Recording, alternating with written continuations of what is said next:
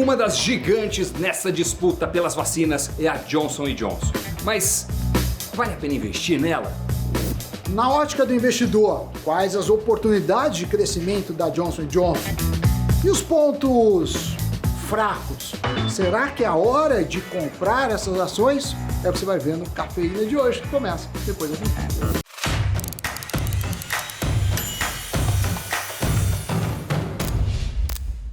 Amiguinhos e amiguinhas, mais um Cafeína chegando. Você já se inscreveu no canal, já deixou o seu like? Já deixa um like pré-datado, é um gesto de boa fé. Não sei, não vi, mas gostei. Sammy Boy, com a forte demanda por vacinas contra a Covid-19 no mundo, as farmacêuticas apresentaram um bom resultado no primeiro tri desse ano. A Pfizer lucrou 45%, a Moderna saiu de um prejuízo de 124 milhões de dólares para um resultado positivo de 1,2 bi e a Johnson & Johnson teve um lucro de 7% na comparação com o mesmo período do ano passado. Agora, com a temporada de balanços do segundo trimestre, a Johnson & Johnson reportou um lucro bem maior que o trimestre anterior, 72%. E a dúvida que fica é, será a produção da sua vacina responsável por toda essa alta? O que o mercado sinaliza sobre a empresa? Bom, nos primeiros 3 meses do ano, a fabricante somou 100 milhões de dólares com a venda de seus imunizantes de dose única.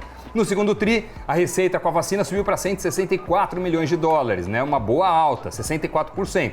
Mas esses números são relativamente pequenos se a gente compara com as vendas de vacinas tanto da Moderna quanto da Pfizer. Para terem uma ideia, no primeiro trimestre desse ano, a Pfizer teve uma receita de 4,8 bilhões de dólares só com suas vacinas.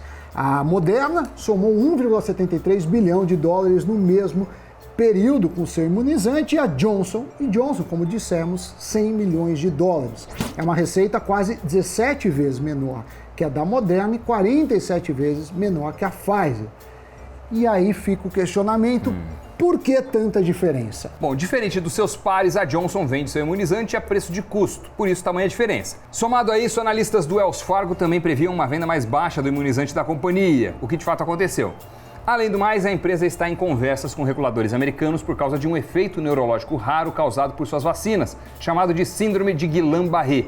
Essa é uma condição neurológica em que o sistema imunológico do corpo ataca as células nervosas, mas a maioria das pessoas se recupera completamente da síndrome. Mas como a empresa é um conglomerado complexo, conseguiu resultados robustos e acima das expectativas nas demais áreas em que atua. Aliás, esse é o grande diferencial da gigante, os diferentes segmentos. A Moderna, por exemplo, é uma startup de biotecnologia e não atua em diferentes frentes. Tanto que foi a primeira vez que a empresa reportou um lucro trimestral. Ela investe muito em pesquisa e em desenvolvimento de tecnologia e só agora está colhendo os louros. Já a Johnson opera na divisão farmacêutica, que aliás teve alta de 17% no segundo tri, na divisão de produtos de higiene pessoal e saúde, cuja receita na área aumentou 27%, e aparelhos médicos usados em cirurgia de alta e média complexidade, com um crescimento de 62%. Esse último setor foi bem comprometido nos últimos 12 meses por causa dos cancelamentos de cirurgias eletivas em decorrência da pandemia, né? Mas com a vacinação acelerada nos Estados Unidos, por exemplo, as cirurgias foram retomadas e isso proporcionou uma surpresa, dada uma maior margem, receita e lucro. Segundo o vice-presidente de negócios da Johnson & Johnson, as projeções são de que até o final deste ano, 2021, a empresa atinge uma receita acima de 92,5 bilhões, além de sinalizar que vai aumentar o preço das suas vacinas. Com isso, a Johnson pretende ter 2,5 bi de dólares em receita com seu imunizante em 2021.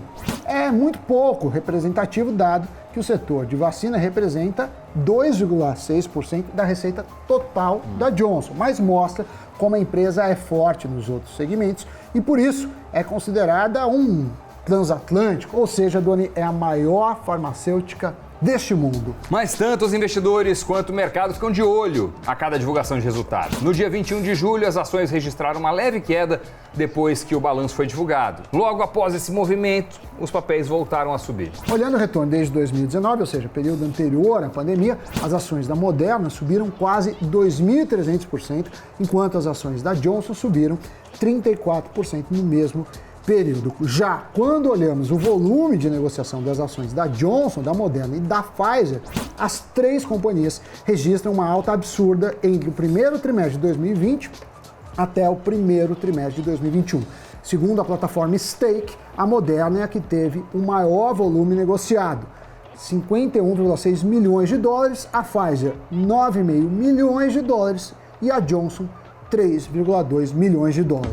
O terceiro e o quarto trimestres do ano passado foram, de longe, os períodos de maior volume de negociações. Isso porque esses foram os períodos em que os imunizantes apresentaram resultados decisivos para a utilização em massa. A Moderna, que não era nenhuma potência consolidada como as rivais, foi a primeira fabricante que se destacou antes mesmo do período de maior volume. As empresas maiores e mais consolidadas, como a Pfizer e a Johnson, que têm outras linhas de negócios, naturalmente sentem menos esse tipo de variação.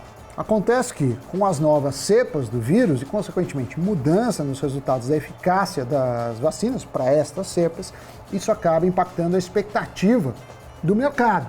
Conforme os testes começam a abranger mais das novas cepas, como a variante indiana, britânica, brasileira, sul-africana, entre outras, as companhias começam a ter outro teste de fogo. No caso da Johnson, a eficácia da sua vacina veio abaixo após uma notícia do imunizante ser possivelmente pouco eficaz contra a nova variante chamada de Delta. E isso pode atrapalhar a performance, obviamente, a precificação da empresa.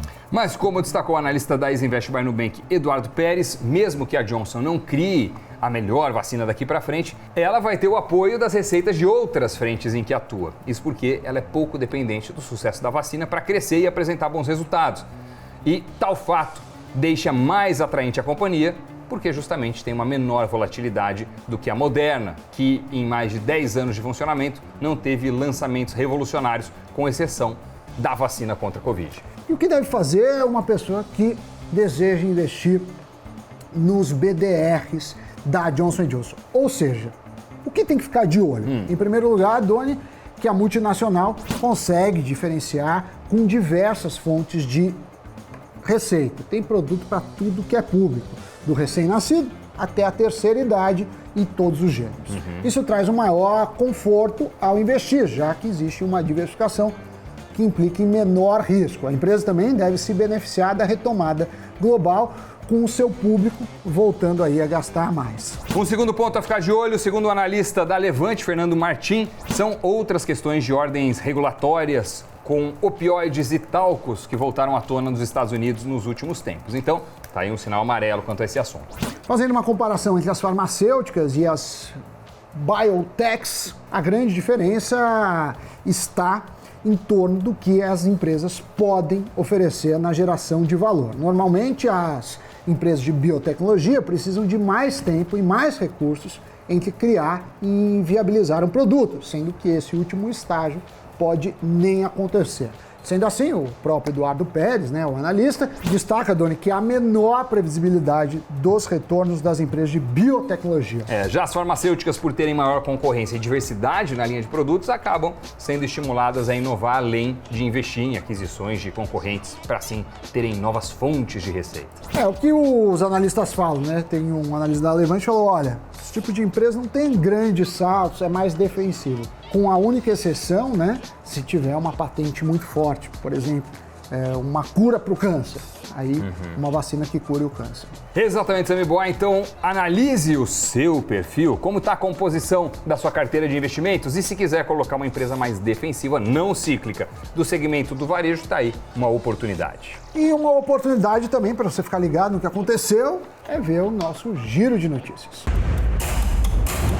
Agora a Bolsa Brasileira conta com 2 novos ETFs de criptomoedas. Foi lançado um fundo de índice com 100% de exposição à moeda Ethereum e outro que busca replicar o índice Nasdaq Bitcoin. Esse último é anunciado como o primeiro ETF verde de Bitcoin no Brasil. Os fundos são negociados pelos códigos QETH11 e BITH11.